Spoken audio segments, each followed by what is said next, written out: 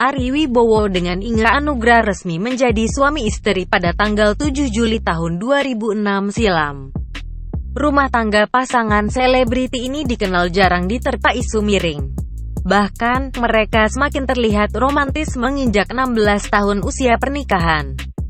Inge dan Ari pun tak segan-segan mengunggah momen mesranya di media sosial. Ternyata Ari memiliki tips harmonis untuk menjaga hubungannya dengan sang istri hingga saat ini.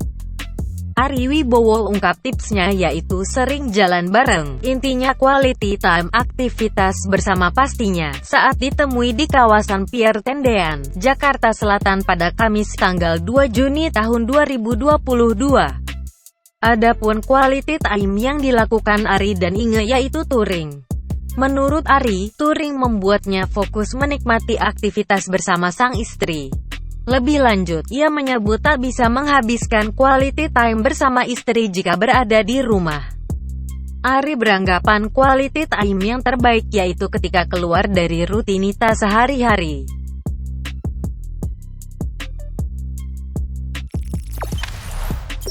Jangan lupa subscribe, share, komen, dan like ya!